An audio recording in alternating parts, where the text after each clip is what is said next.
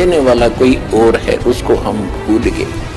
परमात्मा से मांगो, परमात्मा उसी को देता है जिसके पहले के शुभ संस्कार है ना। बेशक मांगते रहियो, कभी नहीं दे।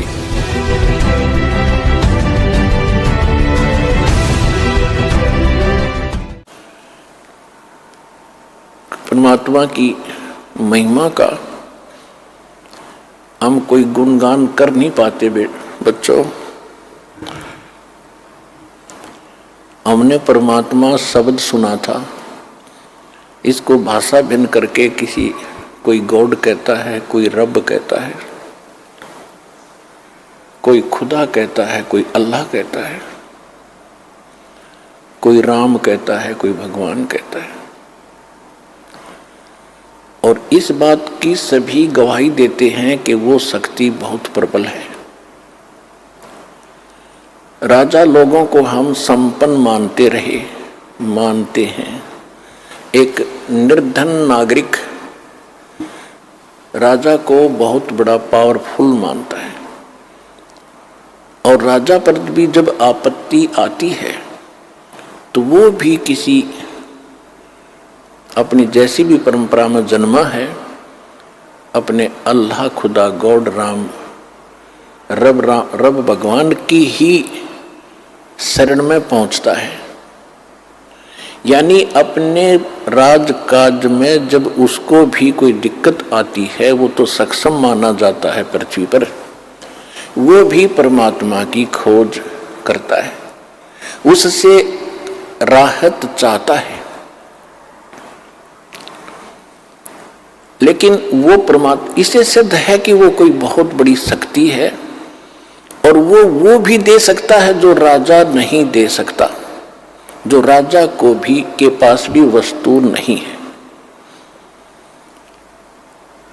राजा क्या नहीं दे सकता, क्या दे सकता है?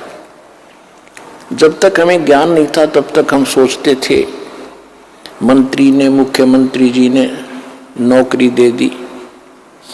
नहीं, रोजगार भी परमात्मा देता है। करे करावे साइया मन में लहर उठा, और दादू सिरधर जीव के आप बगल हो जा। जो कुछ भी करता है भगवान करता है। वो करता कैसे है कि जिस पहले वो शुभ संस्कार बनवाता है और फिर उसको राहत देता है। तो शुभ संस्कार बनते हैं शास्त्र अनुकूल साधना से। शास्त्र के अनुकूल जो भक्ति हम करेंगे मर्यादा में रहकर, तो शास्त्र अनुकूल साधना में सबसे पहले सतगुरु की आवश्यकता पड़ती है, और सतगुरु बताता है फिर शास्त्र अनुकूल साधनाएं। तो जब तक हमें शास्त्र अनुकूल साधना नहीं मिलती है और हमें कुछ राहत कहीं से हम महसूस कर रहे हैं, किसी देव, ईष्ट या संत के खेमे में जाकर, उनके पास जाकर के, या किसी मंत्री, मुख्यमंत्री या किसी अन्य अधिकारी से, या किसी सेठ फैक्ट्री मालिक से, हम ये सोचते हैं कि इसने हमें कुछ राहत दे दी, तो वो हमारी एक संसारिक सोच थी। ये सब कुछ परमात्मा व्यवस्था करते हैं, उन्हीं के लिए करते हैं जिनके पूर्व संस्कार पिछले जन्म जन्मांतर के कोई शुभ संस्कार हैं, और वो पहले निर्धारित होते हैं। ऐसे सर्कमस्टांस बनाता है परमात्मा कि फिर उन्हीं को वो सुविधाएं प्राप्त होती हैं, अन्य को नहीं होती। तो राजा लोग भी जिस शक्ति की आस करते हैं, तो वो कितनी प्रबल और कितनी सुखदाई, अर्थात वो सभी काम, हमारे सर्व काज करने वाली वो पावर है। इसलिए उसकी खोज राजा लोग भी राज त्याग कर भी किया करते थे। दुर्भाग्य ये रहा कि उनको सतगुरु नहीं मिले, मार्ग नहीं मिला, परमात्मा के पाने की विधि नहीं मिली। एक सिंपल, एक आम कहावत हम सुना करते थे, गांव में प्रचलित थी हमारे यहां, कि एक राजा का मित्र था कोई किसान। राजा कहीं शिकार में गया हुआ था, जिस बकवाद करने जाते ही है राजा लोग, जब इनको सुख हो जाता है तो भगवान छोड़कर बकवादे करते हैं। तो वो ज्यादा गहरा चला गया, कहीं दूर भूख प्यास से व्याकुल था। किसान के पास अपने खेत में अपनी रोटी उपलब्ध थी, अपनी ही। राजा वहां पहुंच गया। उसने ये भी नहीं पूछा भी तू कौन है, कहां से आया है, किसान ने, और पूछा भी भूख लगी होगी तेरे को घोड़े वाले। कहा जी भूख लगी। बैठ पहले भोजन खा। भूख लगी हुई थी, भोजन उसने सारा खा लिया। फिर उसने तब पूछा कि आप क्या खाओगे, कि कोई ना, मैं तो यहाँ से कोई घास फूस और फल फ्रूट मिलेगा तो खा लूंगा, आप अतिथि हो। इस बात से बड़ा प्रभावित हुआ राजा। तो राजा ने कहा भाई तेरा नाम क्या है? ये नाम है, ये मेरा गांव है। फिर उसने बताया कि भी मैं राजा हूं इस नगरी का, जिस क्षेत्र में तेरा गांव पड़ता है, और तुझे कभी कोई आपत्ति आवत मेरे पास आ जाना।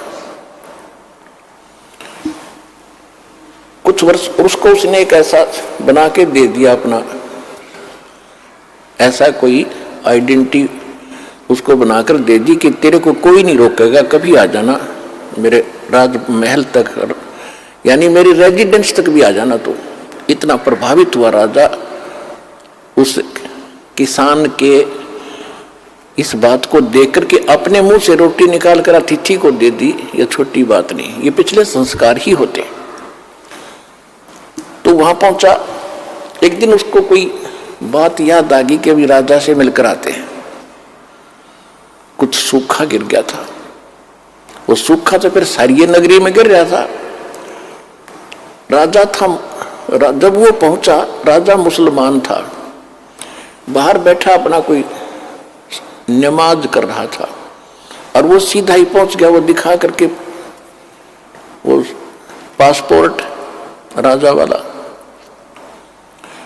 तो वो कहने लगे, तो सेवादार थे, नौकर थे, कि यहां बैठो भाई, राजा अपनी कुछ क्रिया कर रहा है, उसके बाद बात करेंगे। वो सामने देख रहा था कि राजा क्या कर रहा है। जब राजा खड़ा हुआ, कुशल मंगल पूछा, तो उसने पूछा किसान ने कि पहले ये बताओ आप ये क्या कर रहे थे। राजा ने कहा कि मैं भगवान से, अल्लाह से अपने राज्य में, अपने घर में सुख की कामना कर रहा था। अकाल गिर गया है, इसके लिए दुआ मांग रहा था। तो किसान कहने लगे, अच्छा, अरे मैं तो भिखारी के पास आ गया भाई, उससे तो मैं न मांग लूंगा अपने घर पे, फिर तेरे से क्या जरूरत है मुझे मांगने की।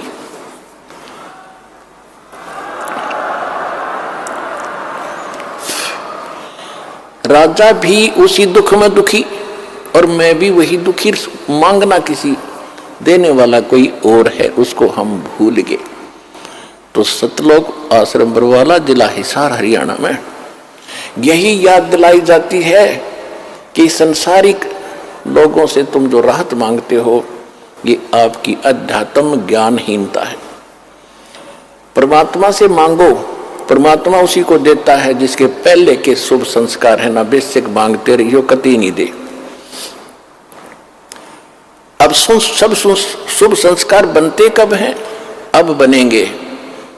शास्त्र अनुकूल साधना इस दास के पास उपलब्ध है, वो रियल साधना है। इससे आपके रोज शुभ संस्कार बनेंगे, आपको इस जन्म में भी देगा और सतलोक में भी आपको ले जाएगा। ये वो साधना है।